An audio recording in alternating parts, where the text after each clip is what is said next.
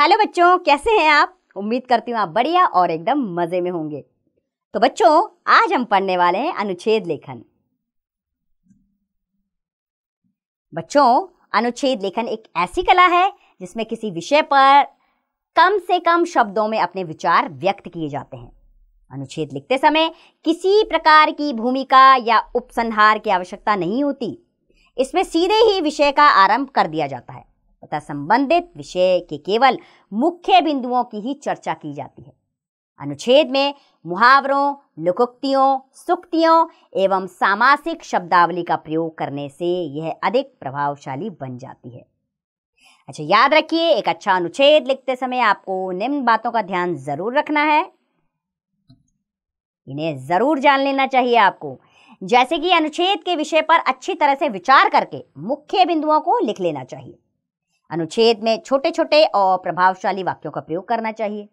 अनुच्छेद में सदैव सरल और व्यावहारिक भाषा का प्रयोग करना चाहिए। अनुच्छेद में उदाहरण, पक्ष विपक्ष तथा तर्क वितर्क से बचना चाहिए। अनुच्छेद लिखने के बाद एक बार अवश्य पढ़ना चाहिए, जरूर पढ़ना चाहिए। तो आइए, ऐसे ही कुछ विषयों पर हम अनुच्छेद पढ़ते हैं और आप उसे समझ लीजिएगा कि आपको अनुच्छेद कैसे लिखना है। तो हमारा अनुच्छेद लेखन के लिए प्रथम विषय है माँ। कितना प्यारा शब्द है माँ। इसे सुनते ही समस्त चिंताएं, कष्ट, रोग आदि स्वतः ही दूर हो जाते हैं। माँ को हम अम्बा, जननी, मम्मी, मैया, मम्मा, यहाँ तक कि अम्मा कहकर भी बुलाते हैं। माँ हमें जन्म देती है, अपना दूध पिलाकर हमें पालती पोषती है, रात को खुद गीले में सोकर हमें सूखे में सुलाती है, खुद भूखी रहती है लेकिन हमें खाना खिलाती है और हम पर किसी भी प्रकार के कष्ट या दुख की छाया भी नहीं पड़ने देती है। माँ से बढ़कर कोई प्यार नहीं कर सकता। माँ का प्यार और त्याग की साक्षात मूर्ति होती है। इसलिए जब हम किसी कष्ट या दुख में होते हैं तो मुंह से अनायास ही हाय माँ, अरे मैया शब्द निकलते हैं।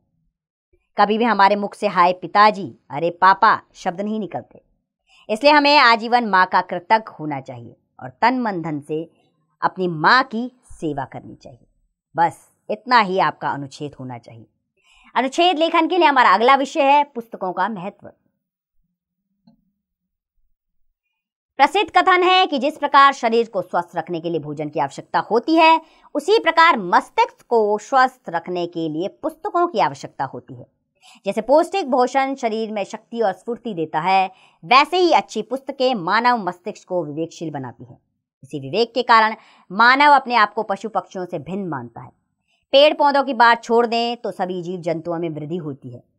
वे अपनी आवश्यकताओं की पूर्ति के लिए प्रयत्नशील भी रहते हैं, किंतु मानव जैसी सही गलत की पहचान तथा बीते अनुभव का लाभ उठाकर भविष्य को संवारने की चेतना उनमें नहीं होती। अनुभव दो प्रकार से प्राप्त होता है, एक स्वयं कार्य करके और दूसरा अन्य व्यक्तियों के कार्यों से लाभ उठाकर हम अपने विचार निश्चित करते हैं। दूसरों के अनुभव पाने का सबसे सशक्त माध्यम पुस्तकें ही हैं। अतः पुस्तकों को मनुष्य का सच्चा साथी कहा जाता है। ये था पुस्तकों के महत्व पर आपका अनुच्छेद। अगला अनुच्छेद लेखन के लिए विषय हमारा सूर्योदय का दृश्य है।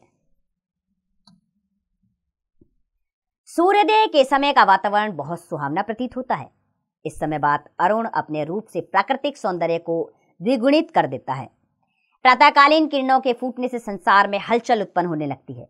पेड़ों पर पक्षियों का कलरव मन में आनंद का संचार करता है। ग्रामीण अंचलों में पशुओं के झुंड चरवाहों के साथ मैदानों एवं जंगलों की ओर निकल पड़ते हैं। उनके गले की बजती घंटियां सुमधुर प्रतीत होती हैं। सुबह की लालिमा बाग बगीचों को भी सौंदर्य युक्त बना देती हैं। बागों में रंग बिरंगे फूलों पर मंडराती तितलियां, मोतियों की भांति चमकते ओस के कण और चारों ओर फैली हरियाली सबके मन को भाती है।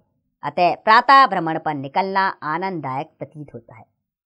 अगला अनुच्छेद लेखन के लिए हमारा विषय है हंसने के लाभ। हंसना एक बहुत अच्छा व्यायाम है। हंसी से शरीर के भीतरी अंगों का भी व्यायाम होता है। हंसने से शरीर स्वस्थ और चेहरा खिला रहता है, जिसके कारण डॉक्टर वैद्यों के पास जाने की आवश्यकता नहीं पड़ती। हंसने से शरीर के सभी अंग निरोग रहते हैं। हंसी से आनंद की प्राप्ति होती है। हंसने से भोजन भी जल्दी पचता है। जब कोई व्यक्ति हंसता है तो उसके भोजन पचाने वाले अंग तेजी से काम करते हैं। हंसने से हमारे फेफड़े फैलते हैं, जिससे दूषित वायु बाहर निकल जाती है और शुद्ध ऑक्सीजन फेफड़ों में भर जाती है। हंसने से मन कमल के समान खिल जाता है और शरीर की दुर्बलता दूर हो जाती है। हंसने वाले का मन काम में भी खूब लगता है, इसलिए स्वयं भी हंसिए और दूसरों को भी हंसाइए। इसमें पैसा नहीं लगता है। हंसना मित्र बनाने की कुंजी है। जिस मित्र को आप हंसाएंगे उसका भी मन प्रसन्न रहेगा और आपका भी। खिलखिलाकर हंसना सबसे बेहतरीन रसायन यानी कि टॉनिक है। अगला अनुच्छेद लेखन के लिए हमारा विषय है परीक्षा की तैयारी। परीक्षा पर ही छात्र की उन्नति और अवनति निर्भर करती है। परीक्षा से पहले जब छात्रों को पाठ्यक्रम तथा परीक्षा की तिथि बताई जाती है, तब से ही परीक्षा की तैयारी आरंभ हो जाती है। विद्यार्थी परीक्षा से पूर्व एकाग्रचित होकर पढ़ाई में जुट जाते हैं। यहां तक कि वे अपना खाना पीना भी कम कर देते हैं। वे तप और त्याग का जीवन व्यतीत करने लगते हैं। विद्यार्थी देर रात तक जागकर पढ़ाई करते हैं। नींद से पीछा छुड़ाने के लिए बार बार चाय का या कॉफी का सेवन करते हैं। परीक्षा के दिन जो जो नजदीक आते रहते हैं, त्यों त्यों उनका खेलना कूदना, बाहर घूमना फिरना, टीवी देखना और शादी पार्टियों में जाना लगभग बंद सा हो जाता है। उनका पूरा ध्यान पढ़ाई पर केंद्रित हो जाता है और उनका सिर्फ एक लक्ष्य रह जाता है, परीक्षा में अच्छे अंकों से उत्तीर्ण होना। अगला अनुच्छेद लेखन के लिए हमारा विषय है पराधीन सपनेहु सुख नाही। दूसरों के अधीन होना ही पराधीनता है। पराधीनता एक ऐसा अभिशाप है जिससे व्यक्ति के विकास में बाधा आती है। व्यक्ति स्वतंत्र रूप से सोचने समझने या निर्णय लेने लायक नहीं रह जाता। उसका मन हार जाता है। मन से हारा व्यक्ति जीवन के प्रत्येक क्षेत्र में असफल हो जाता है। उसका मनोबल टूट जाता है। पराधीन व्यक्ति के मन में भय घर कर जाता है। उसमें हीनता की भावना पैदा हो जाती है। हर काम में उसकी रुचि समाप्त हो जाती है। ऐसा व्यक्ति कभी चैन से नहीं रह पाता। वह हमेशा दुखी रहता है। सुख उसके लिए सपना बन जाता है और सपने में भी उसे सुख नहीं मिलता। महाकवि तुलसीदास ने कहा भी है, पराधीन सपनेहु सुख नाही। बच्चों, अनुच्छेद लेखन के लिए हमारा अंतिम विषय है जब मैंने पहली बार चाय बनाई। इसे यूं शुरू करेंगे। आजकल अतिथियों के स्वागत सत्कार में चाय का विशेष महत्व है। मैंने कई बार चाय पी और बनते हुए भी देखी। एक दिन रामपुर से आए मौसा मौसी जी को चाय पिलाने के लिए मुझे पहली बार चाय बनाने का अवसर प्राप्त हुआ। उस समय घर में मेरे अतिरिक्त कोई नहीं था। मम्मी पापा बाजार घूमने गए हुए थे। मैंने मौसा जी और मौसी जी का स्वागत करते हुए पूछ लिया कि क्या वे चाय पिएंगे। हाँ का उत्तर सुनकर मैं किचन में गया और केतली में पानी डालकर उसे उबालने लगा। चाय की पत्ती मैंने चायदानी में डाली और उसमें उबलता हुआ पानी डाला। फिर दूध गर्म करके दूध दानी में डाला। इसके बाद शुगर पॉट में चीनी रखी। फिर मैं यह सब कप प्लेटों के साथ ट्रे में रखकर अपने मौसा मौसी जी के पास ले गया। मैंने 3 कपों में चाय का खौलता पानी डाला और फिर उसमें दूध व चीनी डाली। चम्मच से चाय हिलाकर मैंने मौसा मौसी जी को दी। उस दिन मुझे अपने हाथ की चाय पीने और अतिथियों को पिलाने में बड़ा आनंद आया। तो ये था अनुच्छेद लेखन। एक बार इसे दोहरा लेते हैं। तो बच्चों, अनुच्छेद लेखन ऐसी कला है जिसमें किसी विषय पर कम से कम शब्दों में अपने विचार व्यक्त किए जाते हैं। अनुच्छेद के विषय पर अच्छी तरह से विचार करके मुख्य बिंदुओं को लिख देना चाहिए।